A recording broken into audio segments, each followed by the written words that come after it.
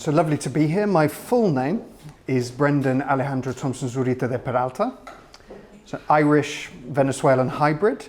I live in Banbury, Oxfordshire with my wife Laura and my two daughters, Catherine, who's 3, and Claire, who's 1 year old. So if I look tired, it's because I am. But it's okay, I can already see that you're a forgiving audience. So if I'm going off on tangents, if I'm just not making sense, just smile and humour me. So tonight's topic, finding uncommon ground, positive division in dialogue. I want to begin with a question.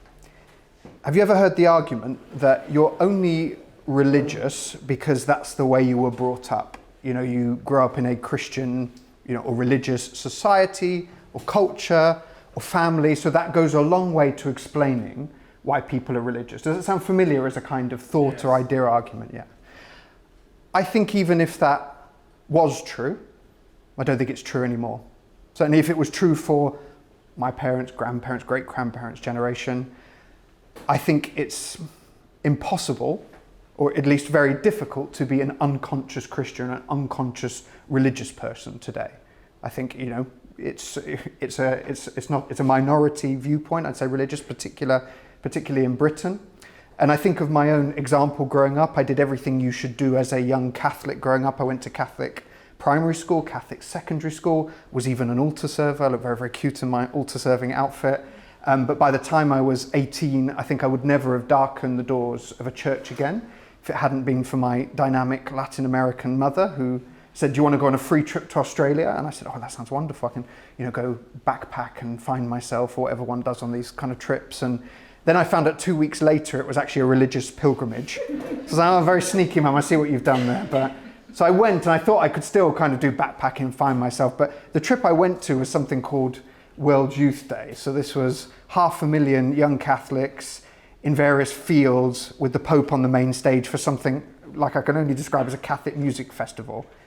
It's as strange as it sounds, but that encounter had broken a whole bunch of stereotypes I'd had about religion, and in particular Christianity, Catholicism, growing up even within a Catholic context.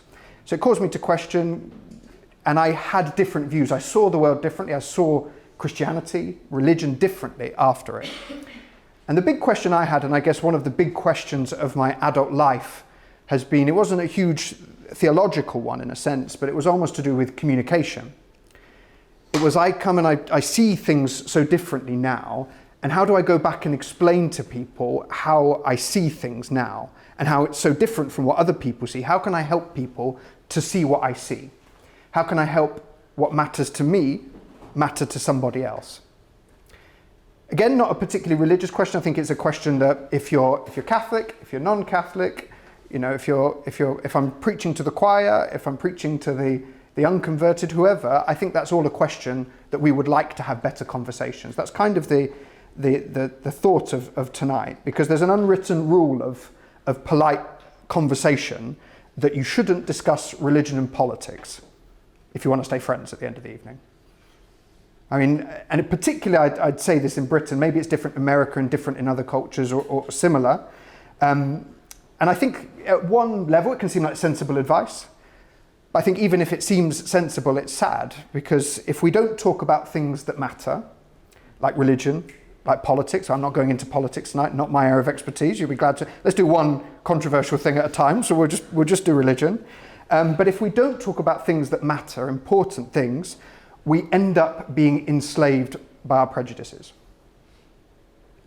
So I often challenge myself, so this is a challenge to myself, but I extend it to everyone else here as a result. I just reflect on how many people do I know and meaningfully engage with on a regular basis who have vastly different religious or political opinions to me. And now, you can't count people at work, that's cheating. You just kind of, you brush by them, says, "Oh yes, I know loads of non-religious people I work, or loads of religious people because I work with them." People who we meaningfully engage with, like proper friendships. And then on top of that, okay, we have these friendships, but how often would we talk about things that matter, especially those things that kind of we disagree on? I think there's a real fear around that. So kind of exploring why is that their fear? So I really want to, this evening, really make a brief case for how and why we should have better conversations about religion principally, but I think some of the things I say will extend to talking about all sorts of fun, controversial things like politics, like like any other kind of different ideological differences people can have. I want to share some principles, the art of having better conversations about controversial topics. Does that sound all right? Good. Because if not, do feel free to get some food or get some coffee and think, gosh, no, I wasn't in for this. It's a bit heavy. So the first thing I want to say, or is to ask a question really, to reflect, is to say, when was the last time that you'd had a controversial conversation? So maybe somebody put you on the spot, like, oh, well, what do you think about this? It doesn't necessarily have to be about religion in this, but just a really controversial thing where, your kind of heart rate is going up and you think, oh gosh, right, this is a bit stressful. I don't know what to say, fight, flight or freeze. I'm going into real emergency mode here. With people who you really disagreed with. Because I think if you can talk about these controversial things with people who largely agree with you, it's not that dramatic. You almost feel like you're putting the world to rights. But when was the last time, or how frequently would you have those conversations? So if I just see a show of hands, like a real controversial conversation with somebody that you disagree with, who's had one of those conversations in the last year? So include online conversations. Online, let's include online. Should often be more controversial in the last year. In the last 6 months. In the last month. In the last week. Gosh, we've got a few culture warriors here. It's amazing. No, this is good, but it's still a minority of the room. So my first thought is, I want to say and this is an encouragement to myself as well, because it can be quite a daunting task to do it, but to encourage us to have more of these conversations. That it's scary, it's exciting, but I think there are huge opportunities, which I'll say more in my talk. In my work personally, I'm forced to do this because I work, as Naz said, for a charity called Catholic Voices. So we are often the speakers that we train. We're called upon on the media, so say like BBC, Sky, wherever. So there's a controversial story about the Catholic Church, some sort of controversy or confusion. One of our speakers may well be up there. So you can imagine the kind of, go on, tell us about being Catholic. You've got 3 minutes and we're going to grill you about it. It's quite a stressful situation. And I remember one moment being really stressed. It was my first very big interview. So I was being invited. I got a call at 6 p.m. saying, would I go up to Manchester, to Salford, Media City? We'll put you up in a hotel and would you be on BBC Breakfast in the morning to talk about some controversial Catholic thing? So I was like, okay, well, that's my evening plans ruined. And, do I really want to do this? And I know it's meant to be my job, but couldn't it be someone else's job for just a minute? And so I ended up going. And I remember being really fearful as I went into the studio, into kind of the waiting room just before we went into the studio proper.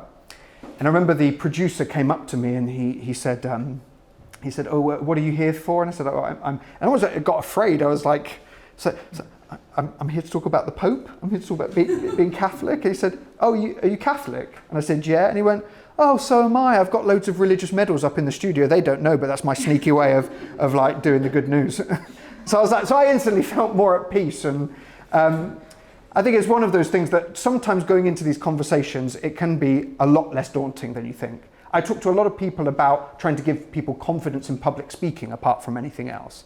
Lots of people have fears, and I had a friend who died a few years ago, but she used to be a producer on the BBC. And whenever I'd done a media interview, she used to say, it never goes as well as you want, but it's never as bad as you thought. And I took a lot of comfort in that. We can be our own worst critic. And I think that's great advice to these kind of conversations. That even if we had grand ambitions of, oh yes, dialogue and, we're going to understand each other deeper. And, sometimes it just doesn't play out like that. It doesn't go as well as you want, but probably not as bad as you thought. And success has almost nothing to teach us. So just having the confidence to get into these situations.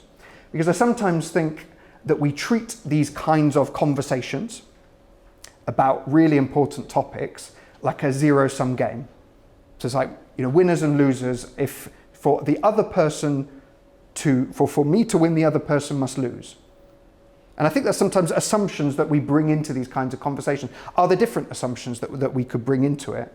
And I think when I'm in that situation, let's say I've been called by the media, which is a very rarefied situation, I grant you, but you're about to, the lights are on you, the studio, And maybe that's not the situation you're thinking of, that you've had in the last year or the last 6 months or something. But someone says, oh, what do you think about this very controversial issue? The studio lights might as well be on you. So what do we do in those kinds of situations? Because it would be nice not to just react, but to respond, to kind of have some principles, some assumptions that will help guide us to have these better conversations. So I just want to share 3 quotes that will help us with 3 insights into these kind of conversations. Things that, and I can only talk from my own limited experience, but things that have helped me to try and navigate in that and similar situations where you're called upon to talk about something really important and controversial. So the first is a useful dictum, and all of these quotes I think can be summed up in this one dictum that I attribute to Pope Francis, who says when trying to engage in these kinds of dialogue to try and find common ground, that we need to listen humbly and speak courageously. So it's both answers, not just listening and then just kind of keeping silent for the sake of peace, but it's also not just speaking without thinking, causing more heat than light. So it's one of these wonderful kind of hopefully creative tensions to listen humbly and speak courageously. So what are the attitudes that could help us to listen humbly and speak courageously? I want to start with a quotation from the 13th century Catholic philosopher, Thomas Aquinas. St. Thomas Aquinas, maybe if you've ever done a little bit of philosophy, you'll have come across Aquinas before. Very, very smart guy. He said, "We must love them both, those whose opinions we accept and those whose opinions we reject. For both have laboured in the search of truth and both have helped us in finding it." Both have laboured in the search of truth and both have... So what does that principle tell me? It tells me that I don't often go into a conversation. It reveals to me thinking this person is labouring in the search of truth. I just might think this person's wrong, this person's pig-headed. I have an emotive reaction. But going into it thinking, okay, well, this person is going by their own lights. And even if I vehemently disagree with them, because I think one of the things that happens with these kinds of conversations is we just say, agree to disagree. Basically, I just want this conversation to end. Is there a way of kind of pushing beyond that? Of saying, can it change even the way one sees how one interacts in these conversations if you think, actually, I really disagree with this person. They're going to say things that are really going to, I'm just going to have to try and keep a straight face. And okay, oh gosh, I'm finding this conversation really challenging, really provoking. But thinking, this person, even when they're saying something that's really challenging, that's really good for me. Because sometimes when our base assumptions are challenged, it can actually be really fruitful ground for reflecting. So it won't happen in that conversation, but you often find yourself kind of mulling for days and weeks afterwards thinking, gosh, could I have said better? What is it they're saying? So I just think that kind of attitude, so beginning with that Aquinas thing, both have laboured in the search of truth. Both help us in finding it, those we agree and disagree. And we might actually get more from those who we disagree with, which might help us to actually seek these conversations out and try and get better at them. So, okay, Brenden, that's fine. We're trying to love them both, but what might that look like? So I want to go to another Catholic saint, St. Ignatius of Loyola. So kind of 16th century figure, founder of the Jesuits. The most famous son of the Jesuit is the current Pope, Pope Francis. So he's a Jesuit before becoming Pope. And in his spiritual exercises, so if you are a Jesuit, you're trained to be a priest, you have to go through these spiritual exercises, different things that help you meditate on different things, the life of Christ and various things about the Christian life. And one of the reflections that I absolutely love, that I think is a real game changer for communication, is called the presupposition. And it goes something like this. He asks those people who are going through the exercises to let it be presupposed that a good Christian, and we could extend this to people of goodwill, that anybody of goodwill should be more willing to put a positive or a good interpretation on a neighbour's statement than to condemn it. So we should be more willing to put a good interpretation than to condemn it. That's really hard. It's really hard because sometimes I think we just move into react mode, into kind of ideology. Like we make 3 or 4 assumptions, this clearly is what they mean, especially if it's in bad faith. And my argument would be is that even if what they're saying is bad faith and you know that they don't mean it well, give them the benefit of the doubt anyway. because it may not change them, but it will change how you engage in that dialogue. Because I often think, you hear some people speak and you think, do you even want to persuade this person? Do you even want to, there's no dialogue without common ground. So it's like the point of the conversation, is it just a posture? Is it, maybe sometimes it is, but good presupposition, a good rendering interpretation, I think just makes that kind of dialogue possible. It's difficult. I mean, how many arguments on social media might be resolved or more light brought into them if people had this presupposition? Like, I just think this is the best possible reading of what you're saying, and I'm really having to squint to do it.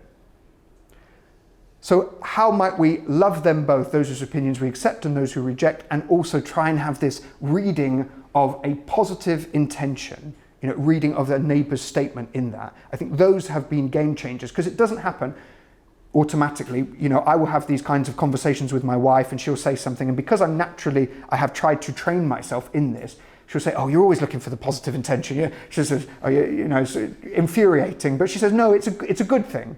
It's less emotionally satisfying, because sometimes you just like to, set the world to rights. Yeah, this is absolutely what I think, and it's a real challenge. It requires kind of digging deep and not just going for that quick fire reaction, but kind of slowing the thinking down in order to think, well, what's going on here? To be really curious about communication. And I would say that curiosity to kind of say what's going on there, not to bring assumptions, to bring those assumptions into the light and to really kind of reflect and meditate on what's going on.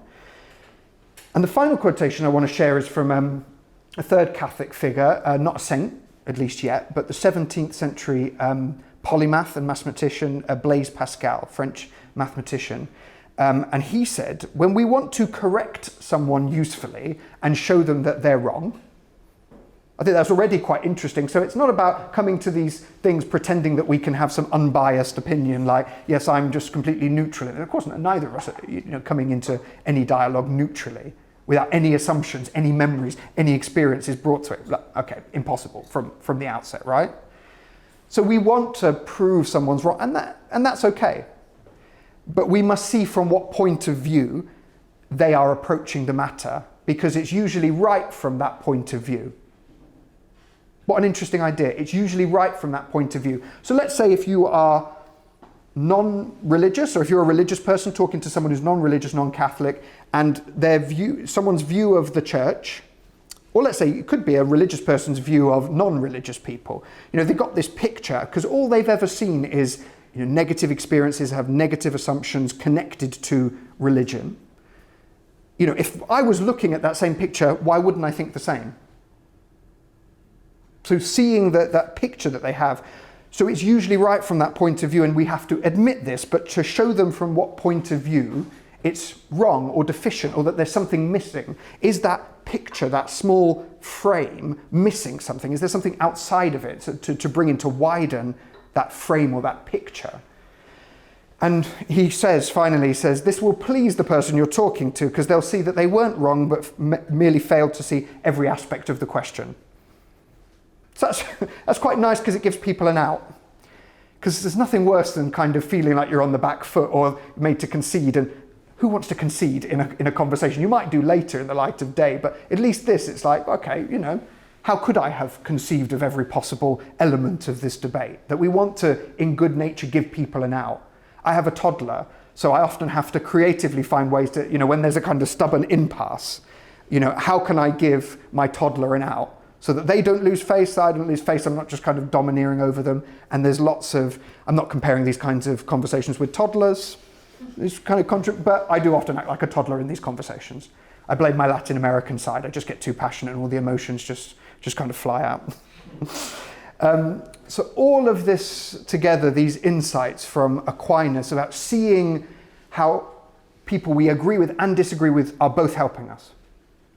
How that we can read a positive interpretation, how that could just change the way we even engage in these things. That it requires me, as an act of the will, to choose to see the most positive interpretation, even if I'm not feeling it, even if it's not satisfying, even if it goes against my instinct. And to try and see from what point of view they are seeing it first, not to kind of assume, oh yes, of course they must mean this. I am so quick to answer the question that I think that they want to ask, that I'm not listening humbly, I'm just speaking I wouldn't say courageously, I'm speaking boldly to put it euphemistically. And then a final thought really before just, kind of hearing some thoughts, comment, reflections is there's a really important distinction I would say in communication, especially with talking about dialogue, trying to create common ground, which we've called uncommon ground because it is really uncommon. You've got echo chambers on social media. You only have, an opinion seems more dominant than it probably is because it's the only thing being fed back to you either from conversations mediated online, which is why we need to challenge ourselves to break those silos. But there's a distinction, a really helpful distinction I found between the content and the context. So the content of your message, content is basically what you're trying to say. What's the message? What you're trying to communicate? And the context is, I guess, a really broad term for, that can encompass the medium, the setting, and lots besides. And I think often lots of premium in these, in dialogue is put on the content. Social media people say content is king. But I think content to the neglect of context, if you've got content without context, the right context for that content to live in, it's like your message, the wings of your message are clipped. It can't really fly, it can't really land, the conversation doesn't go anywhere. But on the other hand, if you've got if you've got a good context, but no solid content, it's really shallow, it's kind of meaningless. And we know this, I sometimes am called upon to go into schools, and particularly now when it's hot and the summer, I try and give a talk I've really prepared for, think gosh, I'm going to wow these teenagers, and it's a boiling hot room with no air conditioning. The context is terrible. Doesn't matter how good my talk is, how good the content is not going to fly. And again, similar, if I've got an amazing context, a well air conditioned room, all the conditions are perfect, we've got great lighting and staging and stuff, but I'm kind of talking rubbish.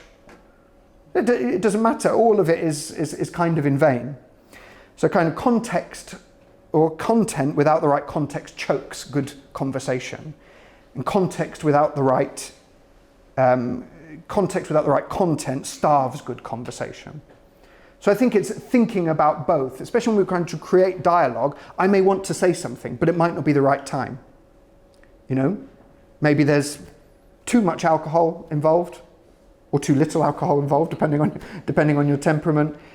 There's a time of saying some question's been asked, but it's in a big group and the context might not be right. The context is right, but I haven't got the content, so I need to read more, to think more, to ponder more. A question's been asked, and I realise how little, that if somebody asked me an important question, I could easily say, this really matters, can I get back to you on this? But I hardly ever do. The kind of moment or the opportunity passes, even though I've been given an in, really. So there's some kind of thoughts, and we can get into that a little bit deeper, I think, as we explore some Q&A. But, my challenge for tonight for us all is to how do we get more into these conversations, to listen humbly, speak courageously, to attend both to the content of what we want to say in these conversations, but also the context, that they're really building common ground. And ultimately just to have more of these conversations. If you go away with nothing else from this talk this evening, but it's to just try and have more of these conversations, whether it's this evening, we'll see some fights erupting here as the conversation flies, as the sparks fly, in the Uber on the way home. I often, sometimes quite provocatively, people ask me, what do you do? Like an Uber driver would say, what do you do for work? And I say, I talk about Jesus professionally. And it's interesting. It's what it does is, you can imagine there's different reactions. But sometimes it's like you will see from the way you talk about things whether there's a door open or a door closed. You think if it's a door closed, it's a door closed. It's not possible to make common ground and dialogue out of every scenario. But to hunt for it, to try and find those opportunities, because it does as much, if not more, for you than it does for creating a culture of encounter and a culture of dialogue. And to take heart that even if it goes terribly wrong and you think, gosh, I actually have really damaged this friendship by trying to do these conversations, I blame Brenden. To say, okay, to try and take comfort in, it never goes as well as you want, but it's never as bad as you thought. Thank you.